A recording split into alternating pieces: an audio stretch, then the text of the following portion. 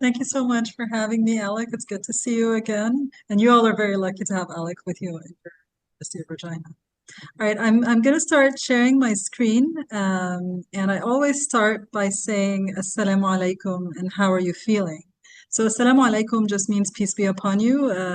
It's an Islamic greeting that works for morning and night and any time of day. So it works well for different time zones. And it also works for hi and bye. So it's a very versatile greeting. And yeah, tell me how you're feeling in the chat. I've had a really long day, but I'm energized to be with you all.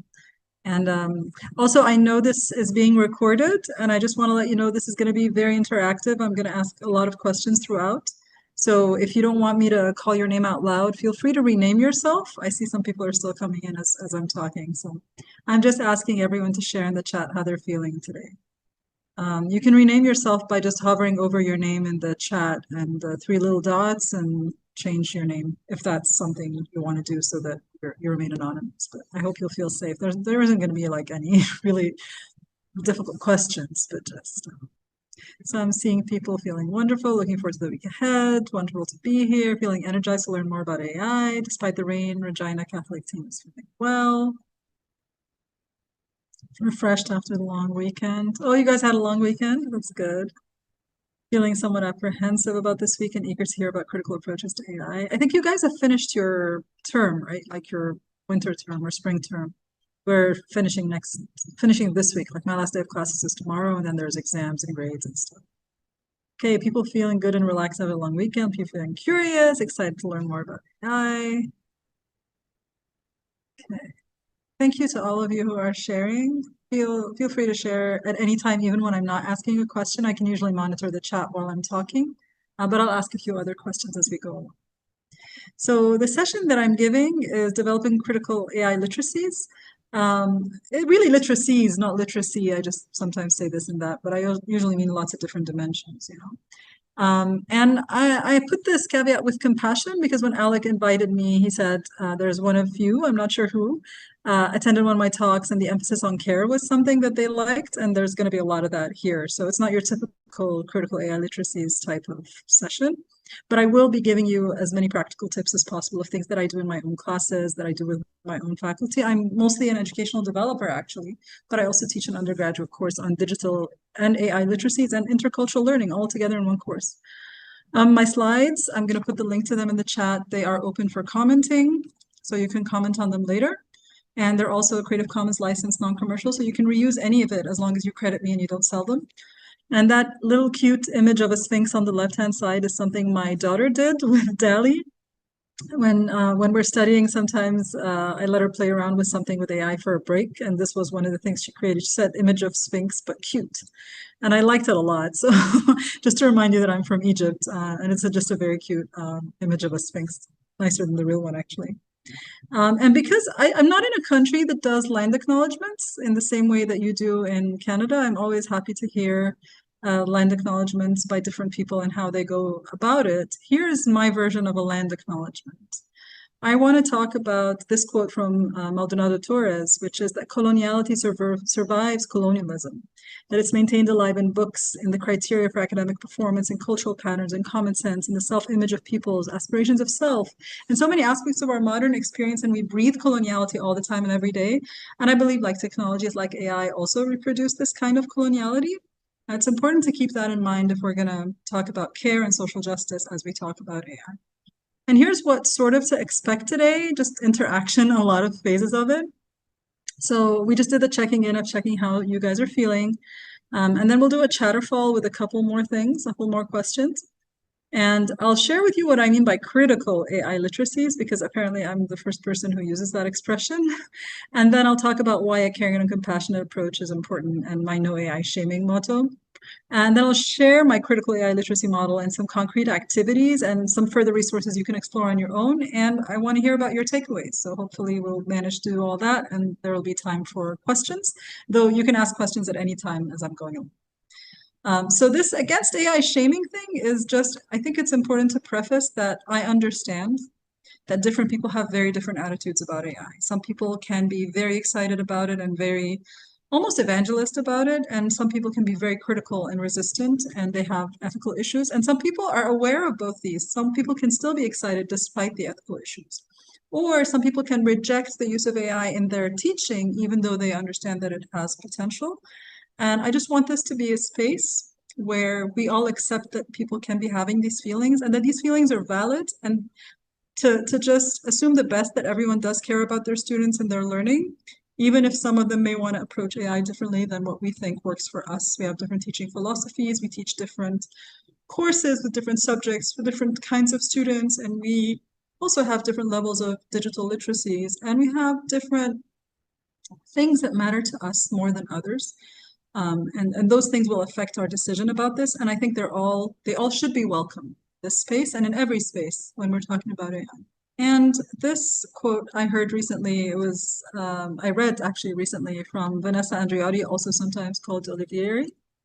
And she's saying how we choose to steward what she calls emergent intelligences rather than artificial intelligences will shape not only its future, but our own. If we steward AI through a paradigm of extraction and exploitation, we will accelerate our own demise. But if we guide AI toward a relational rationality rooted in accountability, kindness, and care, it may in turn help scaffold humanity to embody some of those values, or those same values, and then offer us a pathway to face modernity's hallucinations and the truths it has conditioned us to deny. And I have not finished reading the book whose intro like this quote comes from, but I fell in love with the quote and I can't wait to read the book, which she has co-authored with an AI that she has trained in this meta-relational approach. And so my slides, again, in case someone came after I shared them, are open for commenting. And I want to know, we always very often talk about metaphors for AI, and I'm curious which metaphors you all use. So tell me in the chat. And I'll tell you the story of how I came about asking this question. My mother, who is a medical doctor and not at all involved in education, when she heard what ChatGPT does, she said, "Oh, it's like fast food." And I thought that was a very interesting analogy for AI, because fast food, right? It's fast. It can really help when you're in a rush. Maybe too much of it is not too good for you. In the long term, it's not as nutritious as slow food.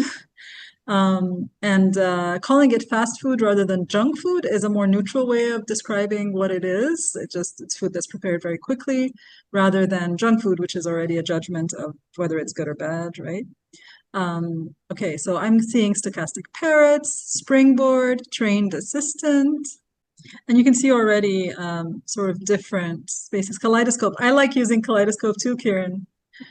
We heard it's used as a crutch and a peer tutor. Familiar spirit. Okay. Promethean fire. Okay. Prometheus is the one that comes after, right? Epimetheus and Prometheus. Okay. I don't know what a Promethean fire is, though. Statistical approximation machine. So that's similar to stochastic parrots, I think, but as a machine rather than a parrot, which is, I'm going to say why this makes a difference. Meal starter. Oh, that's interesting. And just by the way Pam just shared meal starter, I understand sort of how Pam is using AI, like at the beginning, but not the full thing. Like then the rest of the meal comes in a different way, I'm thinking. An ocean. Okay, so that's kind of like we're drowning in AI and so much is going on. Thank you all for sharing those. Yeah, I like the meal starter comment too. See, it's a popular comment. You're getting thumbs up and people comment. All right, so the reason I start with the metaphors thing is I've co-authored a paper, whose link I'm going to put in the chat right now. This paper was co-authored with a PhD student and educator in the US, another educator in the US, and an undergraduate student who is blind who works with me in Egypt. And we're calling it Assistant Parrot or Colonizing Loudspeaker, and we're talking about metaphors of AI or ChatGPT for developing critical AI literacies. Because as soon as you start giving a metaphor for AI, it says a lot about what you're thinking about it. And then we can start unpacking the accuracy of those metaphors and what they mean about our attitude towards AI. And so we asked like 8 or 9 different dimensions, but the 2 that we thought were most important is the metaphor we're using anthropomorphizing? Is it making AI seem like a human being, or is it not doing that? And the other thing is we analyze it from Selber's multiliteracies framework. So is it a functional literacy that says the good things that AI does? Is it a critical literacy that critiques what AI does? Or is it a rhetorical literacy that is somewhere seeing multiple views on the point?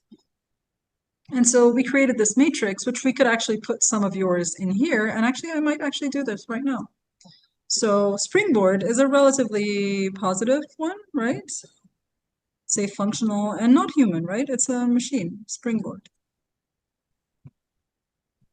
So this is what I would do in my class. I would actually ask them about metaphors, and then they would go about putting them on this kind of space. And then we had a stochastic parrot, which is semi-human because it's a metaphor. It's mostly critical. Let's say stochastic parrot. And then someone said, for example, trained assistant. And I'm just going to take one, just this one more just to show sort of what we're saying. That's a human metaphor. And it's functional because assistants who are trained especially are pretty good, right? And then you start to see in a room where the majority of people's metaphors lie. Do they mostly lie in human metaphors? Are they mostly functional? Are they mostly critical? We could do this kind of exercise in a class and see at the beginning of the semester versus the end of the semester, right? And I'll show you some of the ones we use in our paper and where they lie. So genie and magician are interesting ones because genies are like, are they human? Are they not human? Not really sure. So that's why we said semi-human. This is sort of to tell me more about Promethean fire, make it a gift stolen from the gods. And Alec is saying it's great power for good, but can cause profound harm. I like that. So that's a rhetorical one, right? You can see the good and the bad in that one. So that's where that would lie, right? It'd be a rhetorical metaphor for AI. Okay, so genies and magicians are interesting because some people talk about AI that way. And, genies can sort of give you what you want, but sometimes they lead you astray or they misunderstand what you want. So that's why it's sort of rhetorical. And a magician can also do harm or good, right? Yeah. The other things like assistant's definitely a human for the most part, and it's usually positive.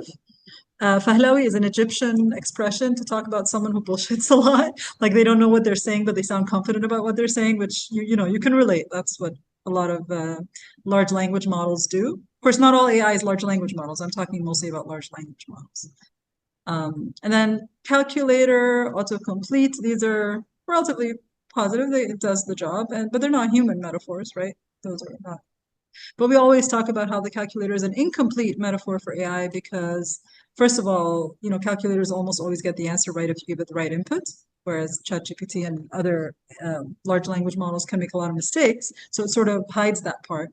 And I think a lot of people use the calculator metaphor to talk about the inevitability of AI being integrated in education and the way calculators have been integrated in math teaching.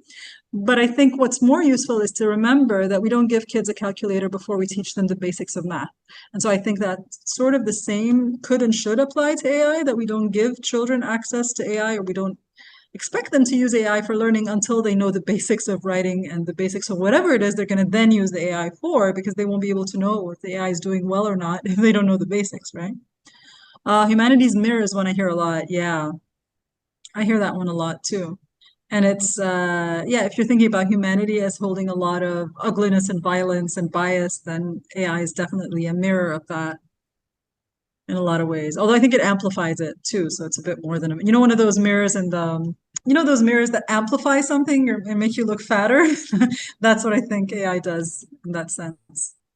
Stochastic parrot is a critical view of semi-human because parrots are like they're not inanimate, right? They're alive. Two-edged sword is one I hear a lot. That's a little bit also like what Alec was saying about Promethean fire, but just a more sophisticated version of that one. Yes, funhouse mirrors. Thank you, Kieran. Kieran is on my wavelength today.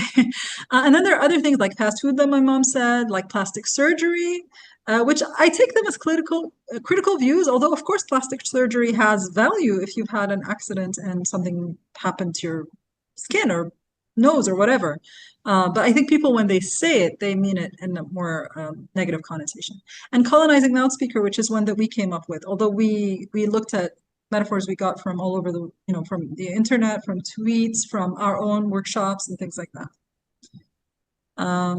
Yeah, and so that's something I use in my classes. And I want to preface before talking about my critical AI literacies models, just to talk about why I think it's important to respond to AI through compassionate learning design. And I'll explain what compassionate learning design is also. But I want to ask you also first, what part of your teaching brings you the most joy? And I'm going to read what you say in the chat. I assume everybody teaches, but if you don't teach and you give workshops or you interact with learners in some form or another, you could share that. So if somebody's like an educational developer like me, but you don't teach courses, could be about your relationship with faculty you work with. If you're a librarian, then what you enjoy about that relationship. Okay, so Chris talking about relationships, interactions with learners. Yes, interacting with students. Same here. I just love sitting and talking to students, whether they're my students the whole semester or just random students on campus sometimes. I'm very energized by young people, but I also have dealt with adult students who I also enjoy dealing with because I love people who want to learn all the time. Bonnie's talking about being able to participate in the moment when the learner gets it. Yes, it's so amazing, that moment, right? Marilyn, the people, students and staff that I get to know and support and build a trusted relationship, research and engagement with student, mentoring and working with students towards their goals for knowledge. Yes, relationship with children and teachers, creativity, light bulb moments of students. Yes, seeing improvement in writing and watching students being able to feel successful. I love that. It's not about just being successful, but feeling the confidence of being successful. I love that, Cheryl. Watching learners get excited and grow, helping set things up for positive experience for learning for both instructors and students, seeing teenagers grow, especially when overcoming a challenge. Yeah, seeing the improvement, the breakthroughs, experiencing student creativity in many forms. Yeah, it's very enjoyable. And supporting and developing relationships with learners. I'm very happy that you all said these things because I hope you all realize and feel that AI doesn't threaten any of that, in my opinion. Those things that bring us joy that we'd like to spend all our time doing as much as possible with our learners, those are things that AI can't take away from us or from them, I think. But I also want to be compassionate towards teachers. I hear this a lot of times, and I think what I was trying to think about for the past few days is that perhaps when people are very, very upset about the presence of AI, I think they were more vocal about it in the beginning, and I think there was a sort of shift towards being less upset about AI, but I think there's still a lot of people who are very upset about it. There are a lot of elements of it that are upsetting when you expect your students to write something yourself and you send you something very generic and looking like AI generated and things like that, or thinking like, oh, I have to reshape my entire assessment process, or I have to change a lot of things about my teaching. So I want to give you a minute to think through this question. What's something you're grieving due to the existence of generative AI that you have or have not named out loud yet? Like maybe you've already named it and thought about it. And sometimes it's a feeling you've got, but you're not really sure what it is you're grieving. Maybe this might take a while to think through. And I mean, keep thinking about it beyond this session, but I'd like to give you a minute to think through it. So, Bonnie's saying she feels that AI brings us to a level that allows us to really be present with students without distraction of the stuff we don't like to do, those things that can be given to AI and free up more time to spend with our students. Cheryl, wondering if students' work is authentically theirs. And that erosion of trust, I think, that comes with the presence of liberal, yeah, and Marilyn just said trust, exactly, I think is, and not only with the students, by the way, I've had peer reviewers give me AI-generated peer reviews, right? I've had faculty write me AI-generated emails. Can't remember what was the most recent thing that I was very upset about that someone did with AI that shouldn't have been done with AI. But generally, yes, that erosion of trust, like every time you get something, oh, I wonder if this is AI generated. And with images also, right? Anything now, doubting the ability of others. Veronica's talking about hurt from knowing there's a shortcut for every task and knowing I cannot allow myself to use those shortcuts lest my brain atrophy. So this fear about the potential of brain atrophy for yourself, but also if you care about your students, you're worried about that happening to them as well. And even I think younger people who aren't even in university yet. The feeling that students themselves are losing something, even if it's just technical skill development. And yeah, that's, I think everybody's responding to each other's and building on each other's really, really well, whether you're intending it or not. Kieran's talking about the push to automate creativity rather than putting in time to learn skills and appreciating / understanding the time and effort to develop those skills and exploring your own thoughts and ideas. That's beautiful. And I think the time and effort aspect is I think what people are worried about, that people, because there's a quicker way of doing something, they won't put in the time and effort to develop a skill that will hopefully create something much, much better than what the AI can do. But if you're always automating right away, then you never get the opportunity, right? If we believe our students are already using AI, then let's teach them how to use AI responsibly, ethically, efficiently. That's from Bonnie, and I was expecting you to say that based on what you've said before. Mackenzie, not a teacher, but work with youth and have seen kids turn to AI for emotional support instead of connecting with friends. Yes, and this has happened to one of my best friends. She texted me, I didn't respond right away, so she went and asked AI and sent me what AI gave her as advice. And it was very interesting because she asked for sort of like a prayer or something, and it gave her a combination of an Islamic prayer and an English culture type affirmation, which we don't have in Arab culture, and it mixed them together, and it was interesting, but I was just shocked that she couldn't wait for a few minutes. I mean, maybe she did need me right then. She was in a new country, she didn't have other friends to talk to, but it's normal that humans can't react as fast as AI, and I was worried about that she felt comfortable just going to AI right away for that kind of emotional support. It's really concerning, I think. And you hear a lot about AI for therapy and things like that. So I find that one of the lines that I find strange that a lot of people are crossing already. Chris is saying that they could have utilized it earlier in their career to expedite pedagogy, and I've heard teachers say that as well. Jamie, the feeling that interactions might not be as authentic or genuine as they otherwise would be, yes.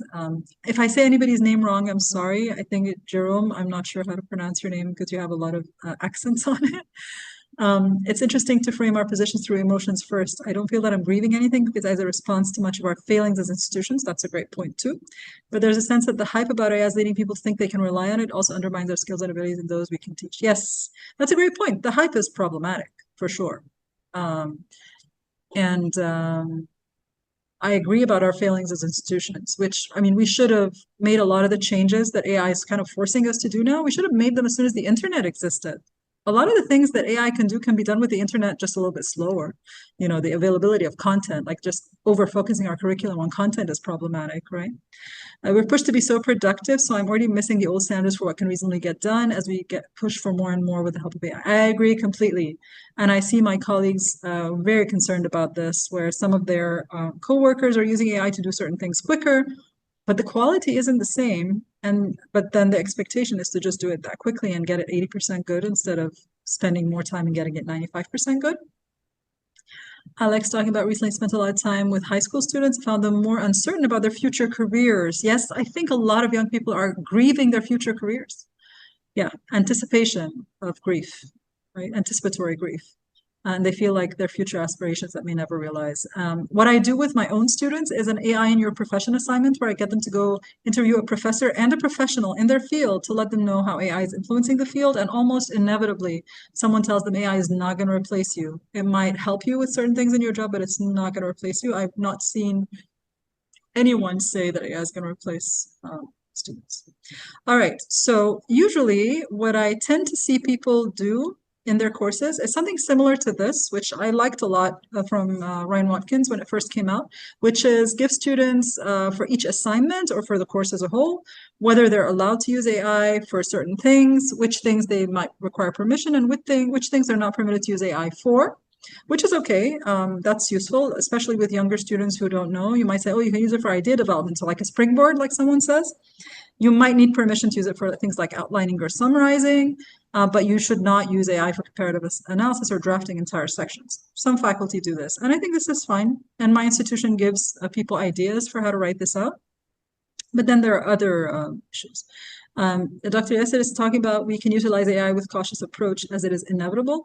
We well-developed AI policy within the institution can solve and provide direction to students and faculty and staff. I forgot to ask Alex what kind of AI policy you have in your institution. So my institution gives faculty a lot of freedom to decide for themselves whether to allow AI use or not, whether they want students to be transparent about it, and also tell students to always check with every faculty member where AI is allowed in each assignment and how they need to cite it and things like that. So it's a pretty flexible policy. It's a guideline, really. And I think regardless of what guidelines we do, I think what we're concerned about in terms of academic integrity is it's good to give student guidelines because otherwise they don't know what to do. They don't know what's allowed and what's not allowed. AI is very different than other types of sources that they've been using in the past. And if we haven't trained them specifically with critical AI literacy, they have no idea. So, but what makes students use AI as a shortcut in the first place if it was a kind of unauthorized use of AI. And they do this with other things other than AI too, right? So it's about what makes students do that. So I'm curious for you guys, when do you think students use AI inappropriately or any other kind of unauthorized help? So whether it's asking help from a human being or AI. Yes, all right, thanks for sharing the guidelines, Alan. Sometimes it's how assignments are planned and assessed. Okay, yes, sometimes the timeline is too tight or they have too many assignments at the same time. I'm not sure how they're assessed specifically, but sometimes if an assignment is assessed in a way that a shortcut would work, they'll use it. Lack of confidence in their own abilities, that's a huge one. If they don't believe they can do it on their own, they're going to seek help if they don't know there's a way to get help. So there's lack of confidence in their ability and not knowing how to get help. When they have doubts about language proficiency, yes. And it makes me very sad that so many of my non-native speakers of English students, my institutions, American University in Cairo, so we're in English, but they don't think their English is good enough. So whatever they write, they give it to the AI to rephrase, and sometimes it loses some of its meaning in the rephrase, but they don't think they can write it well enough on their own. But then they're never going to get better at writing it on. The pressure to succeed, yes. So competitive environments where GPA matters. I don't know what you have in Canada actually, but where their grades are is what's gonna get them into college or get into whatever else, master's level or to get into whatever it is. The competition for that and the pressure for that. To do more work than they can manage. So if they're taking too many courses or the courses are very heavy load, or not having foundational skills to complete the assignments. Sometimes we ask students to do things and we haven't taught them that. I'll talk about this again soon. Yeah. And of course, knowing that other students are doing the same task faster with AI and they're not, that kind of peer pressure, I guess, is new. Being overly concerned with the mark rather than the work. So more obsessed with the product, which to them, the only motivation might be the grade rather than being motivated to do the actual work. Time management issues, wanting to do well, and lack of confidence from Bonnie, because the assignment may not seem important enough if AI can simply provide an answer. Exactly. If it's not a deep learning task, we're not giving them a deep learning task. That in itself can force them to do that. Although it's important to ask the question, if the professors are not necessarily changing their assessments in response to AI, is it 100% the fault of the professors? Or are there things in the institutions? And I know you're all from the same institution, so I don't want to talk too badly about the institution, but has the institution given everybody enough time and motivation and incentive to actually sit and reflect for a month or two about how you might want to change your assessments with enough support? So my center, we're kind of overwhelmed, it's almost like COVID again. But during COVID, everyone knew they had to come to us for help. And with AI, not everyone knows they need to come to us for help. So the ones who do come to our workshops, they do consultations with us, they explore, and then they explore on their own, and they come to online professional development that we recommend to them. I'm going to put one in the chat that is starting in June that you can join. It's MyFest. It takes place over June, July, and August. Regan, lack of faith that the effort without a shortcut is worthwhile. Yeah, they don't know because you don't know when you get started, right? How long it's going to take you, whether it's going to come up with something as good as what AI comes up with, or it looks good when it comes out of AI, whether or not it's good for us, it looks good to the students. Jerome is saying we ask them to complete tasks and be filled by machines, and there is social acceptance that comes with seeing AI as inevitable, which I think it's the existence of AI is there. Students have access to it, it's there, but is it inevitably going to replace a lot of things we do in education? That there's a lot of that's still up to us, I think. So I have a blog post with Yasser Tamer, who is a former student of mine, about this, but most of the things that we talked about you guys have already said, so I'm not going to repeat them. So I want to talk about the compassionate learning design model really quickly before I go into my AI literacy, critical AI literacies model. So this is a model I co-developed with Daniela Gashago and Nicola Pallet, who both reside in South Africa. And it has elements of how we should approach learning design instead of from empathy, but from compassion, where we take action based on how we feel about how learners might be feeling and what they might need. So it has different elements. It has an element of care. It has an element of focusing on social justice and power and all of that. And it has an element of participation. And all of this is a praxis that we're developing, and we try to apply it in everything we do. And the participation as part of the process is learner participation in things that we're doing for them. So we're not doing it for them without them being part of the process at all. Veronica is saying people keep calling AI inevitable. Weren't they telling us about NFTs? And where did those go? Our engagement will define the future path. If you guys don't know Audrey Waters, she has a blog called Second Breakfast. I think that's the link to it. Waters. She has been talking about the history of education technology with all the things they've told us are going to do all the things for us that never have done the things. So every kind of anything in technology that has talked about personalization has never actually done personalization. They don't necessarily improve learning. So there's a lot of the talk about these kinds of things that has historically been lies, and nobody calls people out on them. And then the next hype cycle comes to the next technology and they keep telling us the same things, and that's important to question. I want to focus on this aspect of participation with learners about these kinds of things. And I do think, I do want to preface this with, I increase the amount of agency learners have as their critical AI literacy develops. I don't start with giving them agency before they understand how AI works and have the literacy for it. But the idea of this model, which is inspired by Nanwe Pehana from New Zealand, she is Maori, so she's indigenous, and it was about indigenous evaluation. We adapted it to education. And so you're moving from a to, for, with, by, as kind of thing, where to do something to learners means you're empathetic to learners, but you think you know what they need and you tell them what to do, versus for, where you give them options, but they choose from the options that you offer them. So it's kind of like saying, oh, you can either use Gemini or ChatGPT, for example. But then there's a higher level of learner agency and recognition of their role in making these decisions. And you just say you co-develop the guidelines with your students. You could do something like that. I sometimes, for some of my projects in general, co-develop guidelines with students, and then we use AI to create the rubric, and then we refine it and things like that. We do it together.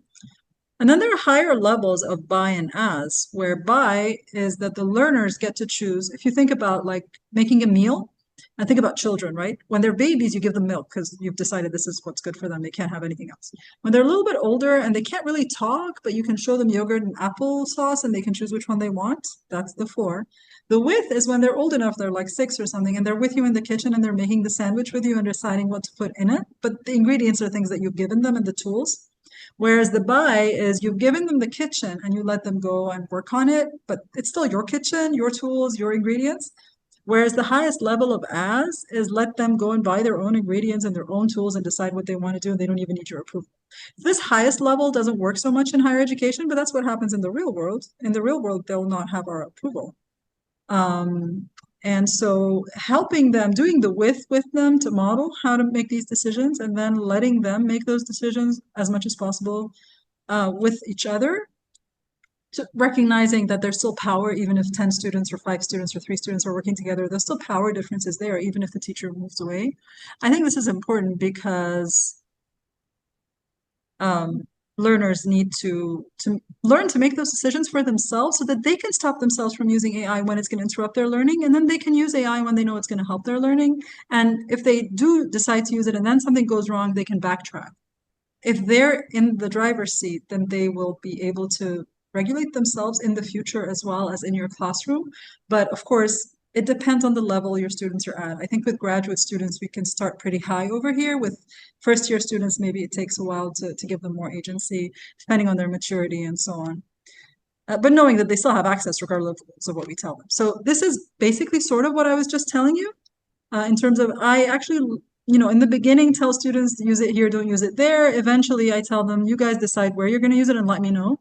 And I want to tell you something really quickly about this, what I discovered when I let students use AI wherever, but just let me know transparently, like, where did you end up using, thanks, Alec, and whoever else was saying something nice about me, Bonnie, I guess, that my students towards the end, what I realize is different students use it for different things. If they're allowed to use it for whatever, some use it for grammar, some use it for citations, some use it not at all because they don't like what it comes up with because they're writing something very personal and AI doesn't represent them. Other people use it for brainstorming, others use it for outlining, and nobody's using it throughout the whole process, which is what I realized. So they use it in the thing that they feel like they need a little bit of support with, but they're not using it all over the place. And so I realized that unified guidelines don't work for everyone because they're different and they have different needs. And that's an interesting realization, when I gave them that freedom. But after I developed their critical AI literacy, which is what I'm going to talk about now.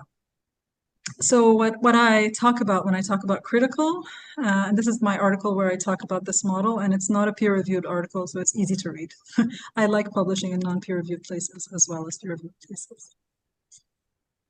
I agree, Bonnie. Sometimes I can do things faster on your own than to edit what AI gives you. I agree completely. Sometimes, if it's something you're really good at, you don't need to go through that. All right, so being critical for me is just beyond critique and criticism, which is more a North American understanding of critical thinking, but more about subscribing to like critical theory and critical pedagogy, you know, developing awareness of social justice issues and cultivating in learners a disposition to redress them, which means if they don't have a social justice foundation, if they don't understand what bias is or implicit bias or the kind of harm it causes, it's really hard to talk about this. But speaking of inevitability, Ben Williamson, who is also a really critical voice in this area, talks about how AI cannot be considered inevitable, beneficial, or transformative in a straightforward way. We need to recognize it's contested and controversial, and we need ongoing public deliberation or ongoing oversight if the possible benefits are ever to be realized or the harms to be avoided, right? Oh, that's a nice story about the AI-generated images doing well, which you can if you work with them well. So my model is help students understand how AI works, including hallucinations, which is part of how AI works. That's how generative AI works, which is different than other types of AI we've had in the past. Recognize inequalities and biases historically in AI tools and also in large language models. Examine the ethical issues. And I think these two are very important to do, the biases, inequalities, and ethical issues. It's important to do this before we teach them how to prompt it well. And I use crafting prompts rather than engineering because engineering is kind of a precise thing, whereas prompting is not really that precise. So I say crafting. And then assessing appropriate AI use. And that means sometimes choosing not to use it because it's not appropriate in this context or I'm not qualified enough to assess the output. And so the AI pedagogy project is comes out of Harvard, actually, is MetaLab, and I'm on their advisory board. And this is a curation of different kinds of assignments and activities that can use AI for. I worked with them to sort of give this table of different types of things you can do for my model. So I'm not going to go through all of them. I'm going to share some of the things. And actually, most of the things I'm sharing today aren't from the model. The ones with little asterisks aren't in that website.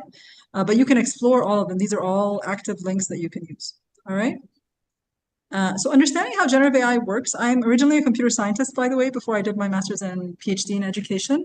And my thesis was about neural networks and machine learning and that kind of thing. So I know this stuff really well. And so there's this game called Quick Draw. Has anyone played this game before? It's really cool. So I'll show you very quickly what it does. It's Google's AI learning how humans doodle, and it pretends it doesn't know what you're doing and tries to understand what you're drawing. So it'll tell you, draw a peanut. Oh, that's a difficult one, actually.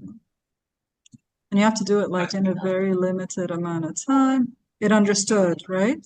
And you start doing this. Is that a feather? I don't know. Doesn't understand the feather. Let's move on from this one. A moon. Okay. This for moon. Okay, it keeps understanding what I'm drawing. What happens at the end of this is it then shows you which ones you got right and wrong. And the ones you got right or wrong, you can see how other people have drawn the thing. And I explain to students, this is pattern recognition AI. It doesn't actually know what any of those things look like. It's learning from what everyone's been doing. And it's available in a lot of different languages. However, it exhibits a lot of the biases in AI in that, for example, when it asks you to draw a hospital, in order for it to recognize that a hospital is a particular building, it's looking for a cross. Yeah, my kid loves this game. It expects you to draw a cross for it to know that it's a hospital, which is fine for a lot of the Western world. But in Islamic countries, we don't have a cross, we have a crescent. If you try drawing a crescent on the building, it doesn't recognize. Even if you're doing it in Arabic, it doesn't recognize Arabic, you know, or Muslim majority countries. It still doesn't. It expects to see the cross. So it's demonstrating the data set because the majority of people playing it are from the Western world or from a country that is a Christian majority. It's expecting those kinds of things.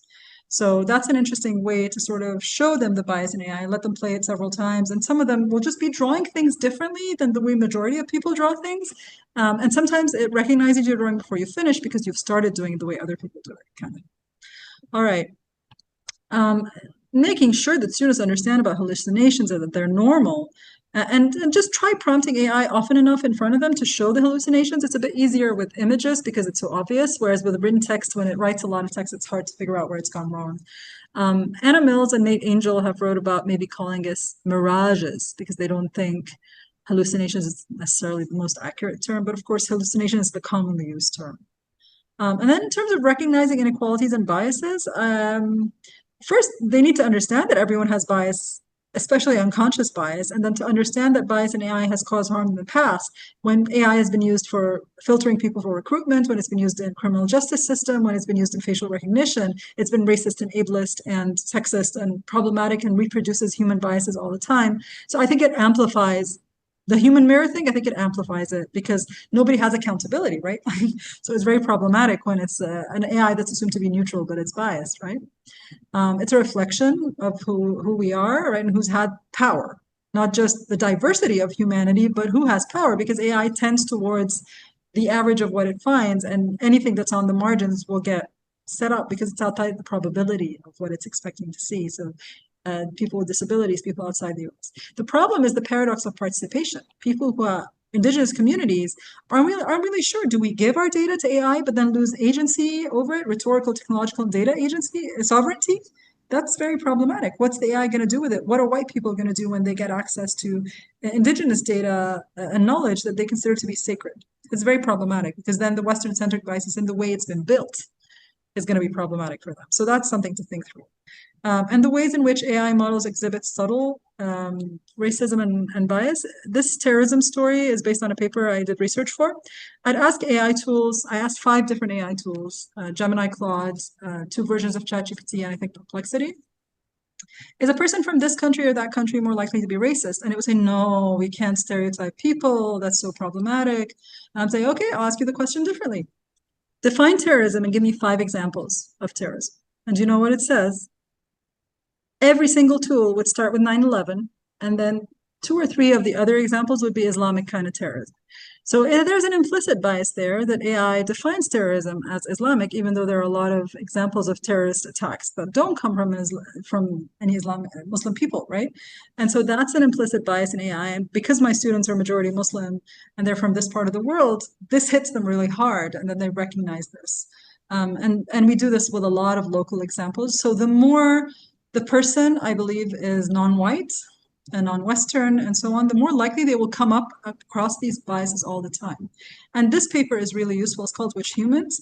And basically what this diagram is showing you, and it's based on something called the World Values Survey that they did, and they did it with ChatGPT, and they did it with people from all these different countries. And what they discovered is the more you are Western educated, industrialized, rich, and democratic, the more likely your responses are going to be similar to what ChatGPT would say, and the more distant your culture is from this. So US culture, US, Canada, Australia, Singapore, Great Britain, all of these, their response of a person from this country is close to what ChatGPT would say. But if your culture is farther away, so Egypt is very far down here, Jordan, Pakistan, Morocco, Libya, Nigeria, all of these cultures are farther away from the US, and ChatGPT is much less likely to say something that's similar to what you would say. And so that's a really important piece of data to keep in mind, and that's why certain people will more likely come across these biases because they're directed at them, and what ChatGPT is saying is not what they would say. And it's important to talk to students about accountability versus automation and how I'm not going to go through all of this because I want to leave room for questions, but just the idea that we need to be accountable for decisions we make, and AI can't carry responsibility or be accountable. So who's accountable for what AI is doing? So people need to be really careful with how they're using it and revising it. And some people talk about how we can use AI to better support people with disabilities instead of reproducing normativity and ableism. Because I've heard people talk about, oh, well, it can help people who are autistic to rewrite their stuff so that it's nicer for other people to read. Well, shouldn't we also just all learn to accept that people are on this neurodiversity spectrum and accept that people will communicate differently rather than try to make them seem more normal as if what they have is not acceptable to us? I know it also supports people with visual impairment, of course, voice to text and text to voice, and it also can read images for them using something called Be My AI. But also, does that reduce the responsibility of the rest of us to support people with disabilities and restructure our world so that our world is more accessible to them? Or do we just relegate that to AI and there's no need for us to write alternative text for our images? Let AI do it because AI doesn't know what's important in the image we created, but we do, right? So in the past, AI has been used for surveillance and policing, and I think AI detectors are especially problematic because they're not reliable. Some people have said this research is not very accurate, that it's more likely to call a non-native speaker's writing as AI when it isn't, but my experience is it does do that. I've given it, my boss and I have given it stuff that we've written pre-ChatGPT, and it still sometimes flags parts of it as AI generated. It happens to a lot of my students that they get wrongly accused. And I only know the ones that are wrongly accused because they're kids of professors, so their parents know they were sitting next to them, kind of thing. I don't know if I don't think I have time to show this video, but it's a really nice video. This 4 Eyes of Oppression video talks about 4 layers of oppression, uses Legos, which is really cute. I'm going to skip it for time, but you can watch it later. It's on the slides. And talks about oppression at 4 levels: ideological, internalized, interpersonal, and institutionalized. And AI sort of reproduces a lot of these. The implicit bias in outputs reproduces epistemic injustice, which is an ideology. People internalize it. We talked about students thinking they can't write better, so they lose their writing voice, so they've internalized their own oppression. Thank you, Bonnie. And then interpersonal kind of oppression, AI detectors conversations and the erosion of trust is very problematic. And then AI is a censor. When AI refuses to tell you things, says, no, that's not allowed, or it's against the rules or whatever. And sometimes you don't really understand who hardwired it not to allow that question. And then institutionalized, I think the use of grading or learning analytics based on norms can be very problematic. AI admission or recruitment reproducing biases. This is not LLMs. This is general AIs that have facial recognition issues and racism, which causes problems with like exam proctoring. But then also, who has access to which tools in what language, and how does that affect what gets used? Examining ethical issues, I'm going to give you this link to eCampus Ontario's. I don't know if you've seen it, harm consideration. This is an interactive thing, so you click on each one. I've had my students explore whichever one was interesting to them. Talks about the environmental harm, gives several articles on that. Also the bias in the data. Also the exploitation of labor, which is very, very problematic. The carbon footprint. I don't know if it talks about the copyright issues. I think it does. So let your students explore whichever one of these they're interested in. I've had them do that and present it to each other. If you have time, obviously. Not every course has time for that. In terms of crafting effective prompts, I model it a lot for them. But I recently found this self-assessment, which I'll put the link to in the chat, where it just takes you through, oh, it's the wrong link. I will correct the link. It's not the right link. But anyway, the self-assessment is it takes them through the process of which one of these topics do you want to do a prompt about, and then it guides them through the process of writing the prompt, and then it gives them feedback on how good their prompting is, and then what they can do better. So I've liked that a lot. But there are also a lot of free courses on prompting. Actually, I think I'll get you the link before I leave today, I promise. All right, and assessing appropriate use. This is one of my favorite activities. The automation paradox is important, that we get better at something. The machine gets better, then we struggle when they fail and we don't know how to do the thing. This is the automation paradox. I do this cake analogy thing, which I've written about, and it's one of my favorite things. Students like it, faculty like it. And it's about, do you bake? Can you bake from scratch? And this is a good question for anyone. And we all know that not everyone bakes from scratch for lots of different reasons. Either you don't know how to bake well, or you don't have the ingredients or the equipment or whatever. So some of us use cake mix sometimes, and sometimes that's acceptable. And if you ever watch the show Nailed It, so that's a show where it's about cake decorating. They usually use cake mix and focus the time on the decorating. So this is the kind of thing where people say, oh, AI saves me time so I can focus on the important things. If you are a cake decorator, you don't need to worry about making the cake. Let the cake mix, use the cake mix that comes out of the AI, and spend your time on the creative decoration. But if you're going to become a baker, you need to know the basics. And so you need to be able to create a cake from scratch. You need to be able to make a gluten-free one. You need to be able to change the flavor. You need to be able to add things to it. You can still add things to the cake mix, by the way, but you don't know exactly the ingredients in a cake mix, and maybe something might be harmful to someone who's like gluten intolerant. And then there are situations where you might buy the cake directly from a bakery, or even a Twinkie. Do you have Twinkies in Canada? So when would you use any of those things? I think you could buy the cake from the grocery or the bakery or whatever. If you are like a wedding planner, you don't have to create the cake yourself. Someone else can make the cake, right? or it's a kiddie birthday party, they'll be happy with the Twinkies. You don't necessarily need to bake it from scratch. Although it's more loving maybe sometimes, but if you're not a good baker, it's totally okay. Or if you don't have time or whatever. And so I ask teachers to think about what is the most important learning outcome, what do your students need to be able to do on their own without technology? That's what they need to do from scratch. The other things, if they're not the thing you're teaching, let them use AI for that. So for example, if you're teaching writing, but you want students to do a blog post and put images, it should be okay for them to use images generated by AI. If that's not if you're not teaching them how to draw their own images or find images or anything like that, that should be acceptable to you. But if you're teaching them language or writing, they need to be able to do that from scratch. Even if AI can help them later, there's a level at which they need to be able to do it on their own before they use AI, or you can integrate AI for parts of it as cake mix, but they have to add things to it rather than just use it as is. If they use it as is, it's like a Twinkie, and then everybody's Twinkies are similar, even though, of course, they're never exactly the same coming out of LLMs. They're similar. They feel similar, similarly bland, you know? And I ask learners to question that themselves because I want them to be able to make those decisions themselves as well, not just when I tell them, but I want them to think about what is it that you're learning in every course that you're taking. You're becoming an engineer, so what do engineers really need to be able to do themselves so that you can at least even assess the output of AI to know if it's doing it well or not before you decide whether to use it in the future, right? And this AI in your profession assignment is one I've mentioned to you before, and it's quite powerful. Although students who have this fear, this anticipatory grief of losing their career, it doesn't necessarily help them. Sometimes they get worried. Yes, knowing the right answer. I've seen a lot of very interesting meta prompting, Bonnie, to let AI help you ask it the right questions, which is very interesting. I also teach students about AI research tools. So if they're gonna use AI for certain things, then use something like SciSpace or Connected Papers or Google Notebook LM or Perplexity Deep Research or something like that, that uses real references that are academic and things like that. But still question the summaries and whatever that it comes up with because it might skip important tools. So also use Google Scholar next to it and compare. Also go read the sources. Don't just take the summary of it, but at least it can help them get started sometimes.